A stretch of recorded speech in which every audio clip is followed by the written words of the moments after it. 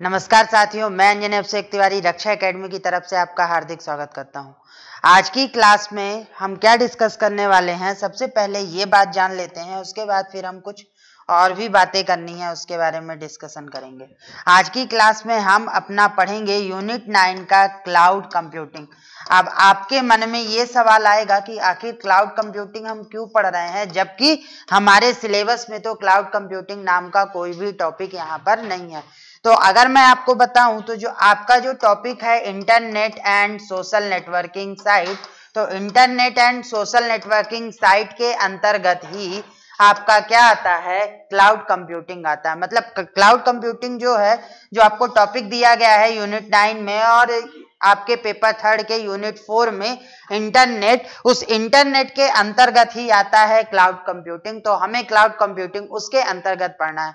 तो आज के क्लास में हम आज आपको पूरा का पूरा क्लाउड कंप्यूटिंग के बारे में पढ़ाएंगे। मतलब आज हम सीखेंगे क्लाउड कंप्यूटिंग के बारे में। अब क्लाउड कंप्यूटिंग के बारे में पढ़ने से पहले कुछ बातें आप और जान लो कि आपने यदि हमारा रक्षा एकेडमी ऐप डाउनलोड नहीं किया है तो उसे डाउनलोड कर लीजिए। इसका मेन रीजन ये नहीं है कि हम आपसे प्रमोशन करना चाहते हैं, मेन रीजन ये है कि आज से मैंने सुबह, मतलब कल से मैंने करंट अफेयर की भी क्लास स्टार्ट कर दी है, जो कि सुबह 9 बजे आएगी। अब करंट अफेयर की क्लास तो मैंने स्टार्ट कर दिया है, लेकिन इसके जो नोट्स हैं वो नोट्स आपको कहाँ मिलेंगे, वो नोट्स आपको मिलेंगे रक्षा एकेडमी ऐप पे। इसके जो क्वेश्चंस हैं वो कहाँ मिलेंगे, वो भी आपको कहाँ मिलेंगे, रक्षा एकेडमी ऐप पे। यूट्यूब पे जाने वाली सभी क्लासेस जो कि फ्री ऑफ कॉस्ट हैं, वो सारी की सारी क्लासेस भी आपको कहाँ मिलेंगी, रक्षा एकेडमी ऐप पर। सुबह 9 बजे और शाम को 5 बजे और 7 बजे मैं, सौम्य सर और प्रतिमा मैम जो आपके लिए ऑब्जेक्टिव लेकर चल रहे हैं, वो सारे ऑब्जेक्टिव भी आपको कहाँ मिलेंगे, रक्षा एकेडमी ऐप पे।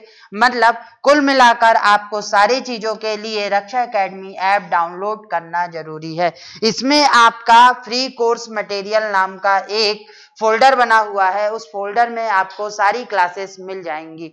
इसके अलावा आप हमारा टेलीग्राम चैनल भी ज्वाइन कर रखिए। इसका कारण ये है कि हमारी यूट्यूब पे होने वाली सभी क्लासेस की जानकारी और वीकली मंथली में 2 बार हमारे आनंद सर आपके साथ जूम मीटिंग करते हैं, उसकी भी सारी जानकारी आपको कहाँ मिलती है, हमारे टेलीग्राम के रक्षा एकेडमी के टेलीग्राम ग्रुप पर, चैनल पर। तो यहाँ पर भी आपको इसको याद रखना है। तो चलिए, इतनी बातें करने के बाद हम आगे चलते हैं। और आगे चलने से पहले एक बात और समझ लीजिए कि हमने क्या क्या पढ़ चुके हैं। हम अपने इस वीकली प्लान में साइबर सिक्योरिटी पूरा कंप्लीट कर चुके हैं। कल की क्लास में हमने वीसैट और डीटीएच के बारे में पढ़ा था। आज की क्लास में हम किसके बारे में पढ़ेंगे, क्लाउड कंप्यूटिंग के बारे में पढ़ेंगे। और नेक्स्ट क्लास में हम आएंगे तब हम पढ़ेंगे ई कॉमर्स के बारे में, और फिर लास्ट में ब्लॉकचेन टेक्नोलॉजी। और ब्लॉकचेन टेक्नोलॉजी एक प्रकार से ये क्रिप्टो करेंसी का भी मामला है और ये क्रिप्टोग्राफी भी होती है, तो ये आपके साइबर सिक्योरिटी से भी जुड़ा हुआ होता है। तो सारी चीजों में आज हमारा क्या है, क्लाउड कंप्यूटिंग है। क्लाउड कंप्यूटिंग में भी और आगे क्लास को कंटिन्यू करने से पहले कुछ और इंफॉर्मेशन कि 9 बजे मैं आपके साथ जुड़ता हूं Monday to Saturday top 20 questions के साथ यूट्यूब पर। उसके बाद शाम को 5 बजे जुड़ते हैं सौम्य सर आपको 10 का दम लेकर। उसके बाद 6 बजे मैं आपके लिए फिर से जुड़ता हूं और उस समय हम डिस्कशन करते हैं यूनिट 9 और पेपर 3 के यूनिट 4 के जो इंपॉर्टेंट प्री और मेंस के टॉपिक हैं उनके बारे में।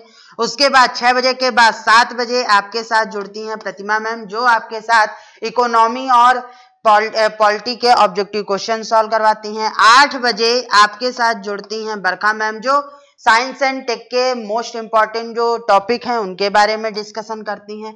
उसके बाद 9 बजे और 10 बजे लगातार आपके साथ जुड़ते हैं आनंद सर, जो आपके साथ प्री मेंस के महत्वपूर्ण टॉपिक के बारे में चर्चा करते हैं। तो ये हमारी YouTube की क्लास का शेड्यूल है। ये बार बार आपको इसलिए बताया जाता है कि आप भूलिए मत कि हम MPPSC प्री के हिसाब से तैयारी स्टार्ट कर चुके हैं, तो आप भी उसके साथ पढ़ना शुरू कर दीजिए। और दूसरी बात, मैंने जैसे बार बार हर लेक्चर में आपसे कहता हूं कि अब आप हमारे ब्रांड एम्बेसडर होंगे, मतलब रक्षा एकेडमी चैनल को आप ही प्रमोट करेंगे और इसे आगे बढ़ाने में हमारी मदद करेंगे। तो आप लोगों को बताइए, जो ग्रामीण परिवेश में जुड़े हुए लोग हैं, जिनके पास हमारे कोर्स से रिलेटेड इंपॉर्टेंट चीजें नहीं पहुंच पाती हैं, उनको आप बताइए कि रक्षा एकेडमी ऐप पर क्लासेस स्टार्ट हो चुकी हैं, तो आप वहां जाकर जुड़िए और पढ़ लीजिए। नेक्स्ट, अब आपके साथ हम जो टॉपिक स्टार्ट करने वाले हैं वो टॉपिक है क्लाउड कंप्यूटिंग। तो क्लाउड कंप्यूटिंग के बारे में समझने से पहले चलिए क्लाउड क्या होता है और कंप्यूटिंग इसको देखते हैं। तो क्लाउड और एक हो गया कंप्यूटिंग।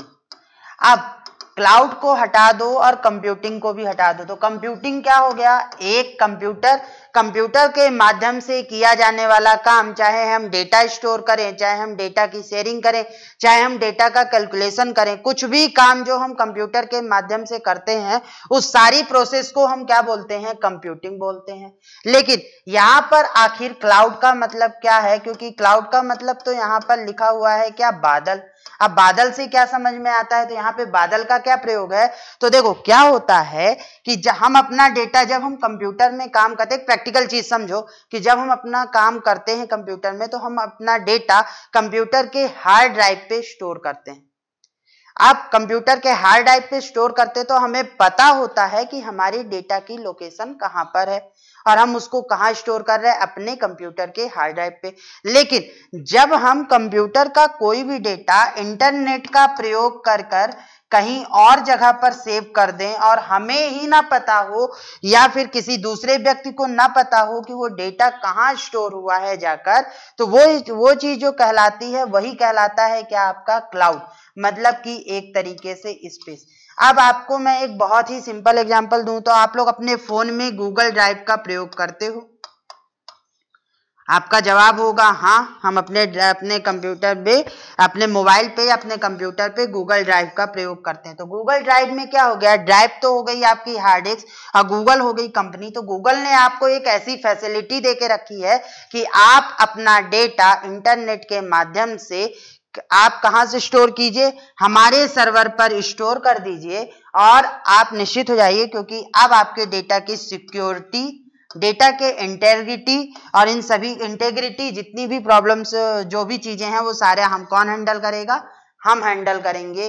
और इसमें आपका डेटा कंप्यूटर के हार्ड ड्राइव पे स्टोर नहीं होता, जबकि गूगल के सर्वर पर स्टोर होता है।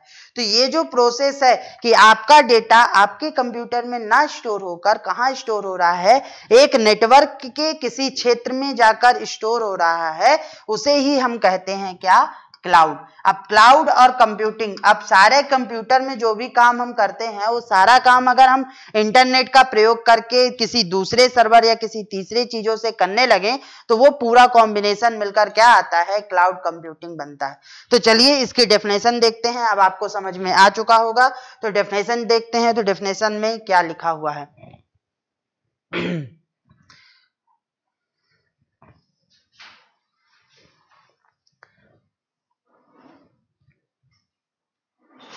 देखो आप, ये लिखा हुआ है कि क्लाउड कंप्यूटिंग इंटरनेट का उपयोग करके उपयोगकर्ता को उसके कंप्यूटर पर दी जाने वाली सेवाओं की डिलीवरी है। मतलब कि उसके कंप्यूटर पे जो सेवाएं दी जाती हैं, उन सेवाओं को हम किस में दें?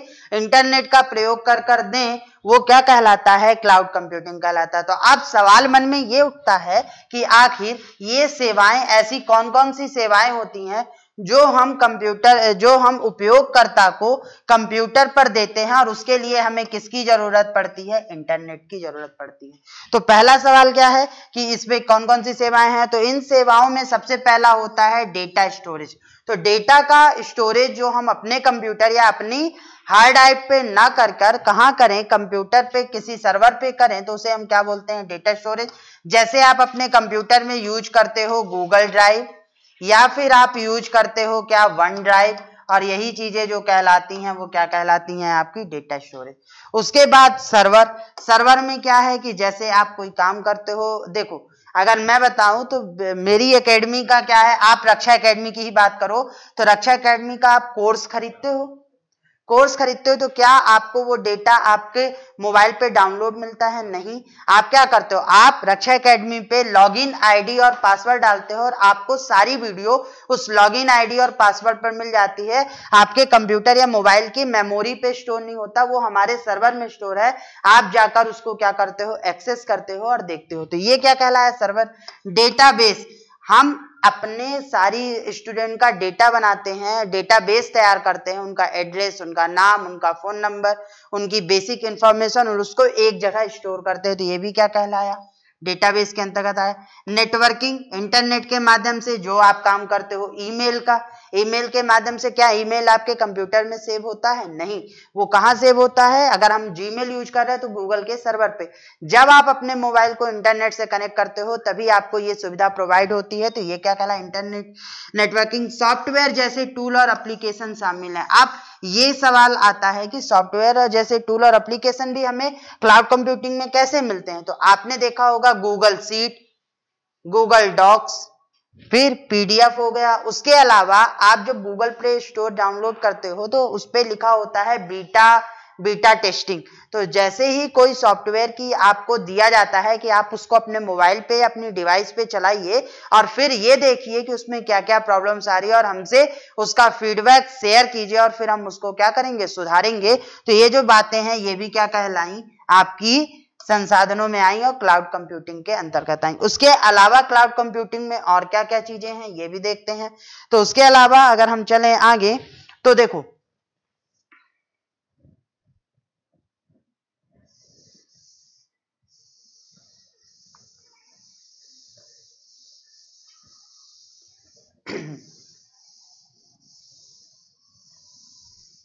उसके अलावा देखो, इंटरनेट आधारित इस सेवा में उपयोगकर्ताओं को सर्वर पर आंकड़ों को संग्रहित करने की सुविधा भी दी जाती है। मतलब आप अपना डेटा सर्वर पर स्टोर करते हो, इसकी भी सुविधा हमें कहाँ मिलती है, क्लाउड कंप्यूटिंग में। तो एक तरीके से हम ये कह सकते हैं कि जो क्लाउड कंप्यूटिंग है वो डिजिटल डेटा संग्रहण भी करता है और यही हमारे लिए क्या है, इंपॉर्टेंट फैक्ट या इंपॉर्टेंट पॉइंट है। उसके बाद हम आगे चलें तो और क्या चीजें हैं इसमें, उसको भी देखते हैं। इंपॉर्टेंट पॉइंट्स क्या हैं एक्चुअल में, ये जो टॉपिक है ये आपका थ्योरी मतलब आपका टेक्निकल ना होकर ज्यादातर इसमें बहुत सारी चीजें थ्योरी हैं और समझने लायक हैं और इनका उपयोग आप अपने घर पे करते हो। तो इस चीज को आपको ध्यान रखना है। तो देखो समझो अब बात को, फाइलों को आपके कंप्यूटर की हार्ड ड्राइव या स्थानीय भंडारण उपकरण में रखने की बजाय, वही जो मैंने बताया कि आप अपने हार्ड डिस्क या स्थानीय भंडारण में ना रखकर कहाँ रखो, क्लाउड आधारित संग्रहण में उन्हें दूरस्थ डेटाबेस में कहीं पर भेज दो। ये कहलाता है आपका क्या, क्लाउड कंप्यूटिंग। जब तक डिवाइस जैसे कि कंप्यूटर, मोबाइल, टैबलेट, वेब या इंटरनेट से कनेक्ट होते हैं तभी डेटा और सॉफ्टवेयर तथा प्रोग्रामों की उपयोगकर्ता तक पहुंच होती है। मतलब हमारा कंप्यूटर यदि कनेक्ट होगा इंटरनेट से तभी चीजें मिलेंगी, अगर वो कनेक्ट नहीं है तो वो उससे आपको कोई भी डेटा नहीं मिलेगा, यही हमारा कहना है। क्लाउड तकनीक में डेटा एक्सेस से लेकर डेटा स्टोर तक का सारा काम नेटवर्क पर ही होता है। मतलब इसमें डेटा स्टोर से लेकर डेटा को शेयरिंग, डेटा का में सुधार, सारी चीजें बिना इंटरनेट के कनेक्टिविटी के संभव नहीं है। ये बात आपके लिए जानना जरूरी है। अब आगे बढ़ते हैं तो क्लाउड कंप्यूटिंग के बारे में एक फिगर के माध्यम से और समझने की कोशिश करते हैं कि आखिर क्लाउड कंप्यूटिंग क्या होता है। और इसको आप इस पे नहीं लीजिएगा कि आपके सिलेबस में ये टॉपिक नहीं दिया है तो हम नहीं पढ़ेंगे। आपके सिलेबस में इंटरनेट नाम का टॉपिक दिया हुआ है जो प्री और मेंस दोनों पे है। तो उस इंटरनेट में ही क्लाउड कंप्यूटिंग आपका इनेबल्ड है। क्लाउड कंप्यूटिंग पर उपलब्ध कराए गए उपयोगी डेटा, प्लेटफॉर्म, सॉफ्टवेयर आदि उपयोगकर्ताओं के कंप्यूटर सिस्टम में ना होकर कहाँ होते हैं, कंपनी के सर्वर पर संग्रहित होते हैं। अब क्लाउड कंप्यूटिंग के लिए जो ये है, देखो ये फिगर है एक, इस पे समझो चीजों को कि क्या है। तो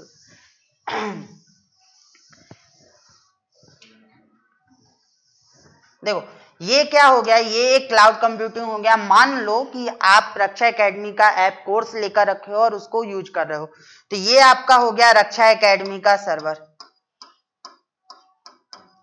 अब ये रक्षा एकेडमी का क्या हो गया, सर्वर हो गया। अब रक्षा एकेडमी का सर्वर हो गया तो उसका एक डेटाबेस भी होगा जहां पर हम सारे वीडियो सारी चीजों को क्या करते हैं, स्टोर करके रखते हैं। अब या तो आप अपने मोबाइल पे, या तो आप अपने लैपटॉप पे, या तो आप अपने टैबलेट पे, या फिर यहाँ पे मोबाइल, तो मोबाइल का यहाँ पे स्मार्टफोन और मोबाइल, तो आप क्या करते हो, इन चारों माध्यम से हमारे सर्वर पर क्या करते हो, लॉगिन आईडी और पासवर्ड दिया जाता है, उसको लॉगिन करते हो और आपको हम एक्सेस परमिशन देते हैं। क्या होता है, अलग अलग लेवल पर एक्सेस की परमिशन होती है। आप उतना ही डेटा देख सकते हो जितना डेटा हम दिखाना चाहते हैं। इसको हम समझते हैं डेटाबेस में, क्योंकि डेटाबेस में हम हर व्यक्ति को एक अलग अलग एक्सेस देते हैं। जैसे अगर मैं इस सर्वर को हैंडल करने वाला हूं तो मुझे एडमिनिस्ट्रेटर वाली एक्सेस मिलेगी। मैं इसमें डेटा को मॉडिफाइड भी कर सकता हूं, डेटा को बदल भी सकता हूं, वो कर सकता हूं। लेकिन अगर आप हो तो आपको एक्सेस कैसा मिलेगा, यूजर वाला। तो आप सिर्फ डेटा को देख सकते हो, उसका उपयोग कर सकते हो, लेकिन उसमें बदलाव या चेंज नहीं कर सकते। फिर ये हो गया आपका सर्वर कंप्यूटर, क्योंकि हमारी सारी डेटा कहां जाएगा, सर्वर में ही तो जाएगा, तभी तो आप एक्सेस करोगे। और बिना इंटरनेट के आपका कोई भी डिवाइस हमारे कंप्यूटर से कनेक्ट या हमारे सर्वर से कनेक्ट नहीं होगा। यदि आपने इंटरनेट को हटा दिया तो आपसे क्या होगा, इंटरनेट की कनेक्टिविटी खत्म कर दिए तो आप हमारे सर्वर से नहीं जुड़ सकते। यही इसका एक बहुत ज्यादा इंपॉर्टेंट रोल होता है। अब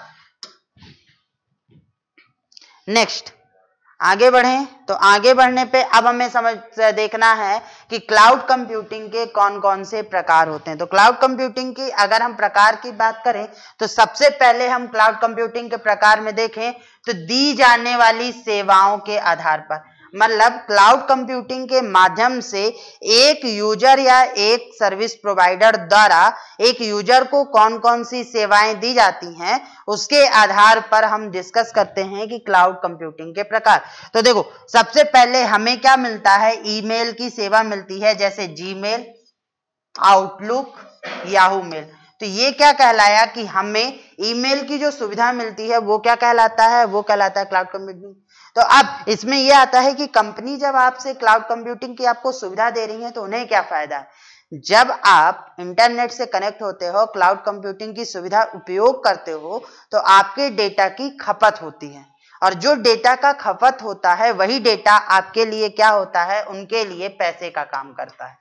मतलब कि आप ये सोचो कि आपके मन में सवाल आता होगा कि गूगल कंपनी है, तो गूगल कंपनी आज इतनी बड़ी कंपनी क्यों हो गई, जबकि वो तो सिर्फ हमें एंड्रॉइड सॉफ्टवेयर भी वो हमें फ्री में दे रहा है, मतलब ऑपरेटिंग सिस्टम भी वो हमें फ्री में दे रहा है, हमें सारी Google mail, Gmail, Google drive, YouTube, ये सारी चीजें भी वो क्या कर रहा है, फ्री में दे रहा है। तो पैसे कहां से कमा रहा है, हम इन सारी सर्विसेज को उपयोग करने के साथ बदले में जो इंटरनेट से डेटा का खपत करते हैं, उस डेटा खपत का जो कैलकुलेशन होता है उसके आधार पर उन्हें उसका पैसा मिलता है। मतलब हमारे द्वारा उपयोग किया गया डेटा उनके लिए मनी है। यदि हम YouTube पे 1 GB डेटा डेली खर्च करते हैं तो इस 1 GB डेटा को उनके लिए क्या हो गया, वो क्या हो गया, उनके लिए पैसा हो गया, पहला। दूसरा, उनको पैसा, ये तो डायरेक्ट वे हो गया। इनडायरेक्ट वे में उनको पैसा कहां से मिलता है, इनडायरेक्ट वे में जितने भी वो एडवर्टाइजमेंट या बाकी चीजें करते हैं उनसे भी वो डेटा पैसा कमाते हैं, तो वो अलग चीज हो गई। इसके बाद भंडारण करना, बैकअप करना, डेटा की पुनर्प्राप्ति करना। तो हम अपने डेटा को कहाँ स्टोर करते हैं, गूगल ड्राइव पे या वन ड्राइव पे। यहाँ पे मैंने एग्जांपल्स वही लिए हैं जो आप ज्यादातर यूज करते हो। तो Google drive, one drive, Google photos, इनमें जाकर जो अपना आप डेटा स्टोर करते हो, फिर उसको अभी कभी आपके मोबाइल या कंप्यूटर का हार्ड डिस्क खराब हो जाए तो आप डेटा रिट्रीव भी करते हो, मतलब डेटा की पुनर्प्राप्ति भी करते हो। ये सारी चीजें भी किसमें आती हैं, क्लाउड कंप्यूटिंग में। एप्लीकेशन बनाना और परीक्षण करना। तो आपको मैंने अभी बताया कि गूगल प्ले में जाओ तो आपको हर ऐप का डेवलपर या बीटा टेस्टिंग के लिए ऑप्शन आता है कि आप बीटा टेस्टिंग के लिए बीटा टेस्टर बनिए। तो बीटा टेस्टर क्या है कि इसमें आपका काम क्या है कि इसमें आप जो काम करोगे उसके सॉफ्टवेयर की आपको टेस्टिंग करनी होगी, और टेस्टिंग करने के बाद उसका जो रिजल्ट है वो आपको कंपनी के साथ शेयर करना होगा। इसमें कुछ कंपनियां आपको पैसे भी देती हैं और कुछ कंपनियां ऐसी होती हैं जो पैसे नहीं देती हैं। तो ये जो फंडा है ये कहलाता है आपका क्या, एप्लीकेशन का। डेटा का विश्लेषण, हम डेटाबेस यूज करते हैं तो कौन सा डेटा किस प्रकार से उपयोग हो रहा है उसका विश्लेषण करते हैं। ऑडियो वीडियो स्ट्रीमिंग, इसका तो आजकल बहुत ज्यादा चर्चा में है क्योंकि आप सबसे ज्यादा इसी का यूज करते हो। कौन कौन से, नेटफ्लिक्स, अमेजॉन प्राइम, हॉटस्टार, विंक म्यूजिक, जियो सावन, यूट्यूब, ये जो है तो ये आप वीडियो और ऑडियो की जो स्ट्रीमिंग होती है ये भी किस में होती है, क्लाउड कंप्यूटिंग में। क्या आप खुद सोचो कि क्या आप नेटफ्लिक्स में सारी वीडियो को अपने हार्ड ड्राइव पे डाउनलोड करके रखते हो? नहीं, वो तो नेटफ्लिक्स के सर्वर पर है, आप एक्सेस करते हो और इंटरनेट के माध्यम से उन चीजों को देखते हो। तो वो क्या कहलाया, वो कहलाया आपका क्या, ऑडियो वीडियो स्ट्रीमिंग। इसके अलावा डिमांड पर सॉफ्टवेयर की डिलीवरी करना। तो आप देखते हो आज की डेट पे क्या है, जैसे आप अमेजॉन प्राइम पे, अमेजॉन पे चले जाओ या फ्लिपकार्ट पे चले जाओ, तो आपको कोई सॉफ्टवेयर खरीदना है तो आप उस पे पेमेंट करो और उस सॉफ्टवेयर की लिंक, डाउनलोड करने की लिंक और उसकी की आपको कहाँ मिल जाएगी, आपके ईमेल पे आ जाएगा। मतलब ऑनलाइन आपको सॉफ्टवेयर की डिलीवरी हो गई है, अब आप डाउनलोड करो, आपको कहीं से वो पेन ड्राइव या हार्ड सीडी के माध्यम से सॉफ्टवेयर नहीं भेजेंगे। तो ये कंडीशन भी किसमें आ गई, ये भी आ गया आपका क्लाउड कंप्यूटिंग। तो क्लाउड कंप्यूटिंग में क्या क्या आ गया, क्लाउड कंप्यूटिंग के प्रकार में क्या आ गया, ईमेल की सुविधा जो हमें मिलती है, भंडारण, बैकअप और डेटा पुनर्प्राप्ति की जो सुविधा मिलती है, एप्लीकेशन बनाना और परीक्षण करना इसकी सुविधा जो मिलती है, डेटा का विश्लेषण करना इसकी सुविधा मिलती है, ऑडियो वीडियो की जो स्ट्रीमिंग होती है उसकी सुविधा मिलती है। उसके अलावा डिमांड पर सॉफ्टवेयर की जो डिलीवरी होती है उसकी भी सुविधा हमें कहाँ मिलती है, इसी में मिलता है, और यही हमारे लिए जानना था। नेक्स्ट, अब क्लाउड कंप्यूटिंग के अदर प्रकार की बात करते हैं और वो कौन कौन से हैं इसके बारे में। तो क्लाउड कंप्यूटिंग की अलग अलग प्रकार की बात करें तो सर्विस प्रोवाइडर के आधार पर, जो हमारे सर्विस प्रोवाइडर होते हैं उनके आधार पर जो हमें क्लाउड कंप्यूटिंग की सुविधा दी जाती है उस पर देखते हैं कि वो कितने प्रकार के। एक तो था यूजर पे बेस कि यूजर कौन कौन सी सर्विसेज उपयोग करता है उसमें। अब एक है कि सर्विस प्रोवाइडर, मतलब जो आपको गूगल ड्राइव पर सर्विस प्रोवाइड करता है उससे। तो इसमें 3 मॉडल होते हैं। पहला मॉडल होता है सार्वजनिक क्लाउड, मतलब पब्लिक क्लाउड, सार्वजनिक क्लाउड। एक होता है निजी क्लाउड और तीसरा होता है हाइब्रिड क्लाउड। अब सीधी सी बात समझो कि सार्वजनिक क्लाउड, निजी और हाइब्रिड क्या है। तो अगर मैं सार्वजनिक को एग्जांपल से समझाऊं तो सार्वजनिक क्लाउड हो गया आपका गूगल या फिर वन ड्राइव। तो ये जो गूगल कंपनी या वन ड्राइव द्वारा जो आपको मिल रहा है ये क्या है, सार्वजनिक क्लाउड है, मतलब कि पब्लिक क्लाउड की कैटेगरी में आता है। किस प्रकार से, तो देखो ये लिखा हुआ है, यह कुछ पर्सनल है, ये तो सार्वजनिक ये है, देखो एक मिनट, ये कुछ शुल्क लेकर सार्वजनिक रूप से इंटरनेट पर अपनी सेवाओं को प्रदान करना। जैसे गूगल कंपनी आपको ईमेल की सुविधा देता है, वीडियो और ऑडियो की स्ट्रीमिंग की सुविधा देता है, उसके अलावा आपको गूगल ड्राइव की सुविधा देता है, गूगल फोटोज की सुविधा देता है, गूगल सीट की सुविधा देता है, गूगल मैप की सुविधा देता है। तो ये जो सारी सुविधाएं दे रहा है, इन सुविधाओं के बदले वो आपसे कुछ शुल्क ले और वो सुविधा प्रोवाइड करे, उसे हम क्या बोलते हैं, सार्वजनिक। और ये सुविधाएं सबके लिए एक समान है और सबको एक जैसी ही मिलती हैं, बस सबको अपना एक लॉगिन आईडी और पासवर्ड बनाना पड़ता है। पब्लिक क्लाउड सर्विसेज अपनी सेवाएं प्रदान करते हैं और इंटरनेट पर भंडारण करते हैं, मतलब ये अपनी सेवाएं देते हैं और जो आप डेटा इसमें स्टोर करते हो वो इंटरनेट के माध्यम से स्पेस में, मतलब कि किसी भी एक सर्वर में जाकर स्टोर हो जाता है। उसके अलावा अमेजॉन, माइक्रोसॉफ्ट, गूगल, ये सारी सुविधाएं जो दी जाती हैं ये क्या होती हैं, क्लाउड में आती हैं।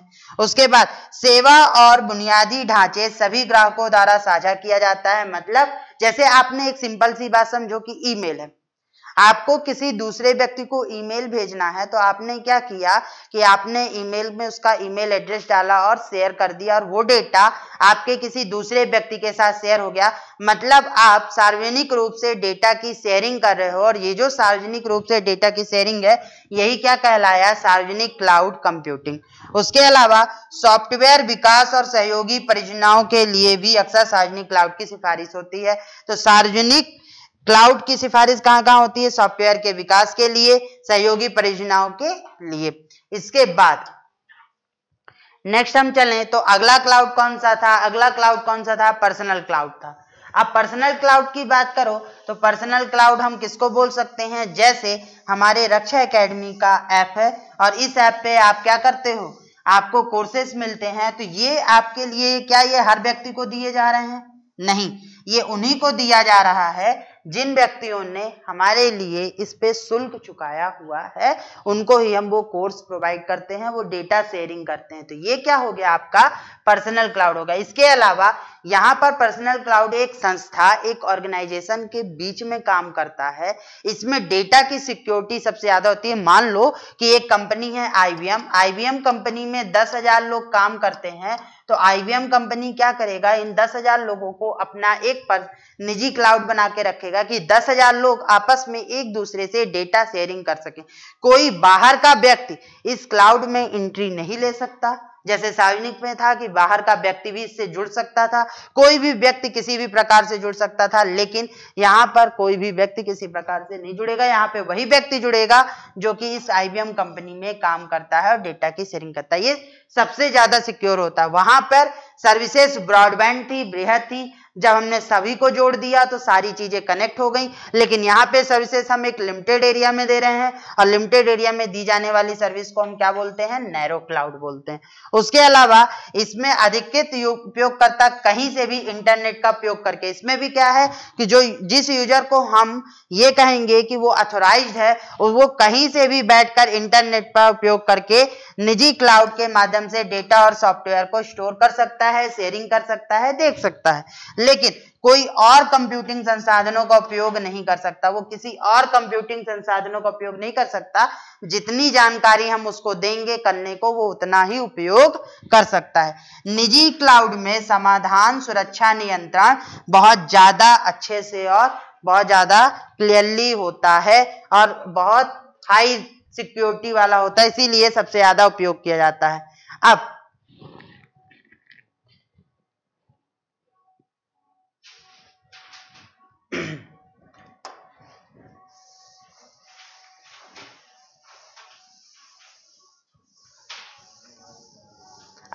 अब आते हैं तीसरे में। तो तीसरा जो है वो बहुत ही सिंपल है, सीधा सीधा सा है कि आपको क्या याद रखना है, आपको याद रखना है कि सार्वजनिक और निजी दोनों को मिलाकर दोनों की प्रॉपर्टी, मतलब दोनों में कुछ ना कुछ खामियां और हैं, कुछ कुछ अच्छाइयां हैं। तो दोनों की अच्छाइयों को उपयोग करके और उनकी खामियों को कम करके हमने एक नया सिस्टम बनाया, नया क्लाउड सिस्टम बनाकर रखा है जिसे हम हाइब्रिड कहते हैं। इसमें दोनों की खूबियां हैं और कमियां जो थी दोनों में अलग अलग, उन दोनों की कमियों को क्या कर दिया गया है, ओवरकम, मतलब खत्म कर दिया गया है। तो अब इसमें क्या है, इसकी बात करें तो जो हाइब्रिड है, हाइब्रिड क्लाउड में ये है, देखो हाइब्रिड क्लाउड। हाइब्रिड क्लाउड में क्या है, सार्वजनिक और निजी क्लाउड के संयोजन से बनता है या दो प्लेटफॉर्मों को मूल रूप से बातचीत करने की अनुमति देने के लिए डिजाइन किया गया था।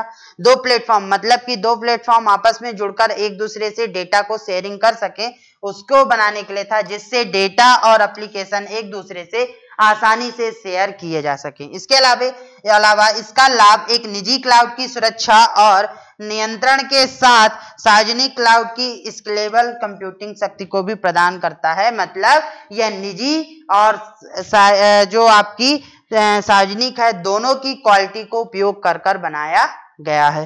तो ये था आपका क्या, क्लाउड कंप्यूटिंग। अब क्लाउड कंप्यूटिंग में हम आगे चलें तो और कौन कौन सी बातें हैं वो भी देखते हैं। तो आगे बढ़ने से पहले आप देखो तो ये एक क्लाउड कंप्यूटिंग का बेसिक वो है कि यहाँ पर डेटाबेस हो गया, यहाँ पे क्या हो गया, ये हो गया आपका डेटाबेस, ये हो गया आपका क्या एप्लीकेशन, ये हो गया आपका क्या मोबाइल, ये हो गया आपका स्टोरेज, ये हो गया सर्वर, ये हो गया प्राइवेट क्लाउड, पब्लिक क्लाउड और हाइब्रिड क्लाउड। तो ये क्लाउड कंप्यूटिंग का एक बेसिक था। डेटा को निजी क्लाउड को फायरवॉल और इंक्रिप्शन प्रोटोकॉल के माध्यम से सुरक्षित भी किया जाता है, यही हाइब्रिड इसकी होती है।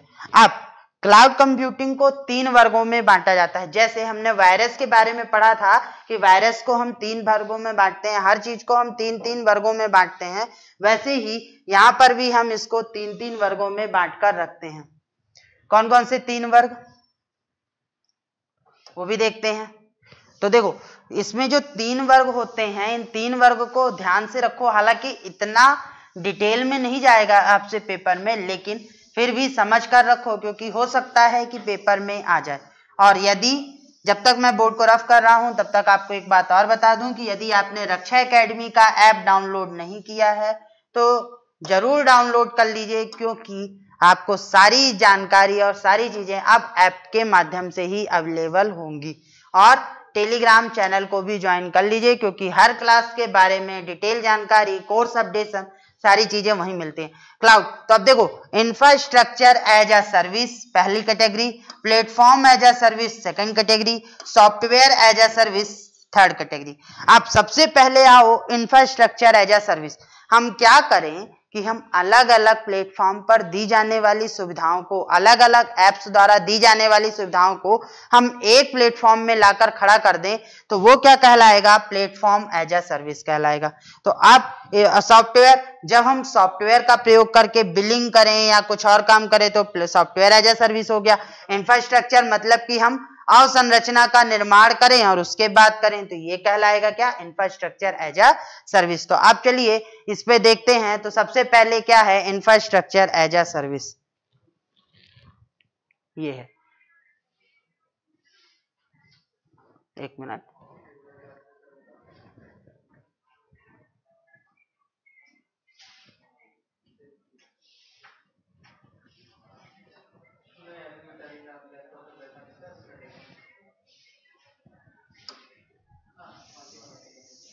ये है।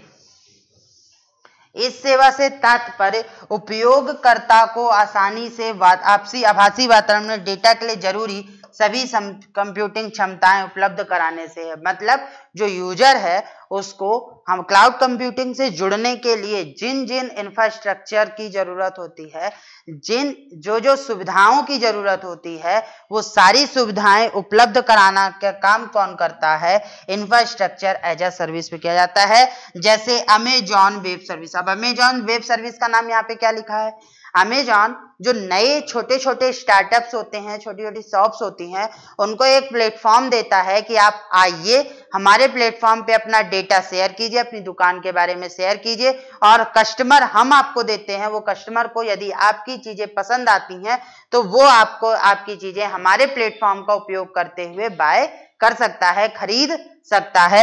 यही होता है इंफ्रास्ट्रक्चर। प्लेटफॉर्म वाला क्या हो गया, प्लेटफॉर्म एज अ सर्विस सीधे सीधे से समझो कि एमपी ऑनलाइन है।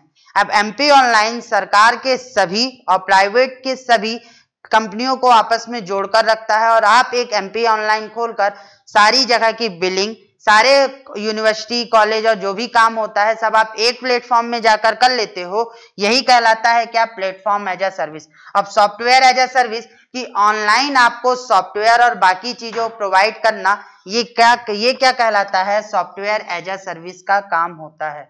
तो ये इतना आपके लिए जरूरी नहीं है, सिर्फ आपको जानना है कि ये होते क्या है।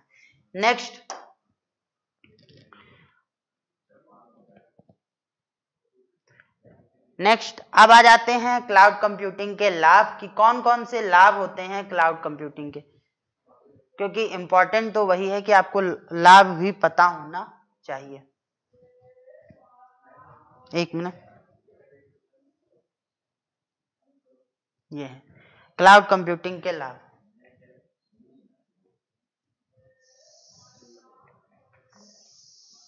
अब क्लाउड कंप्यूटिंग के लाभ क्या है, मल्टी लोकेशन एक्सेस, मतलब कि आप कहीं पर भी जड़कर या कहीं पर भी काम करके क्या कर सकते हो, किसी भी लोकेशन से बैठकर आप डेटा को एक्सेस कर सकते हो। यही कहलाता है मल्टी लोकेशन एक्सेस। उसके अलावा आपका क्या है, मल्टी डिवाइस एक्सेस। आप बहुत सारी डिवाइसेस का उपयोग करके भी डेटा एक्सेस कर सकते हो। आप मोबाइल का, टैबलेट का, स्मार्टफोन का, मतलब आपको जरूरी कंपलसरी नहीं है कि आप सिर्फ जब कंप्यूटर होगा आपके पास तभी आप डेटा को एक्सेस कर सकते हो। क्लाउड कंप्यूटिंग की सर्विस को यूज कर सकते हो। अगर आपके पास एक स्मार्टफोन भी है तो आप स्मार्टफोन के माध्यम से भी जुड़ सकते हो और काम कर सकते हो। नेक्स्ट, इसके अपडेट आसानी से तथा सेवा प्रदाता को प्रदान हो जाते हैं। तो इसकी जो भी अपडेट होती है वो आसानी से सेवा प्रदाता द्वारा कंपनियों को दे दी जाती हैं। उसके बाद नेक्स्ट,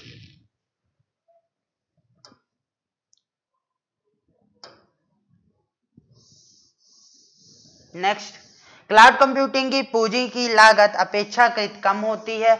इसमें आंकड़ों का संग्रहण अपेक्षाकृत सुरक्षित होता है क्योंकि सभी आंकड़े एक केंद्रीय सर्वर पर उच्च तकनीक के प्रयोग से सुरक्षित रखे जाते हैं। उसके अलावा इस सेवा में सॉफ्टवेयर की नकल नहीं की जा सकती, मतलब सॉफ्टवेयर की पायरेसी नहीं होती है। इसका उपयोग आधिकारिक तौर पर उचित मूल्य चुकाकर किया जा सकता है। सरकार को राजस्व की प्राप्ति भी होती है, आर्थिक लाभ भी होता है। बड़े संस्थान सरकारी कार्यों में पारदर्शिता लाने के लिए भी ये सहायक होता है और इसी के लिए भारत सरकार ने किसका उपयोग किया है, क्लाउड कंप्यूटिंग बनाई है, जो जिसका नाम क्या है, मेघराज। अब इसके अलावा इसमें कुछ चुनौतियां भी हैं जिनके बारे में हमें पता होना चाहिए, क्योंकि जब भी कोई एक अच्छा उपयोग, मतलब अच्छी चीजें डिजाइन की जाती हैं तो अच्छाई के साथ साथ उसमें कुछ बुराइयां भी होती हैं या उसे लागू करने के लिए कोई ना कोई चुनौतियां भी जरूरी आती हैं। तो क्या है, इसके लिए ब्रॉडबैंड नेटवर्क की आवश्यकता होती है। बिना ब्रॉडबैंड नेटवर्क के आप एक्सेस नहीं कर सकते या हाई स्पीड नेटवर्क की जरूरत होती है, जो कि भारत में कई जगह उपलब्ध नहीं है। केंद्रीय सर्वर पर आंकड़ों के संग्रहण के कारण यह साइबर हमलों का केंद्र बन जाता है, मतलब साइबर सिक्योरिटी के लिए इसमें बहुत सारे लेयर पे फायरवॉल डालना पड़ता है। अगर हम एक लेयर में फायरवॉल डालने से चूक जाएं तो सुरक्षा खतरे बढ़ जाते हैं, किसके, साइबर हमले के। सर्वर पर संग्रहित आंकड़ों का दुरुपयोग किया जा सकता है। यदि धोखे से साइबर हमला हो जाए और चीजें एक्सेस कर ली जाए तो फिर हमारे लिए क्या होगा, खतरा भी बढ़ जाएगा, जो हमारी निजता को प्रॉब्लम करता है। इसके साथ लास्ट में आज की क्लास का लास्ट भाग है मेघराज। क्लाउड कंप्यूटिंग पूरी तरीके से टेक्निकल चीजों से ज्यादा इसमें आपको थ्योरेटिकल चीजें भी समझ में आनी चाहिए और ये आपकी प्रैक्टिकल चीजों से भी जुड़ा हुआ है। अब बात करें तो मेघराज क्या है, गवर्नमेंट ऑफ इंडिया क्लाउड, मतलब गवर्नमेंट ऑफ इंडिया ने क्या किया है, एक अपना क्लाउड सिस्टम बनाकर रखा है, उसे उन्होंने क्या बोला, मेघराज बोला।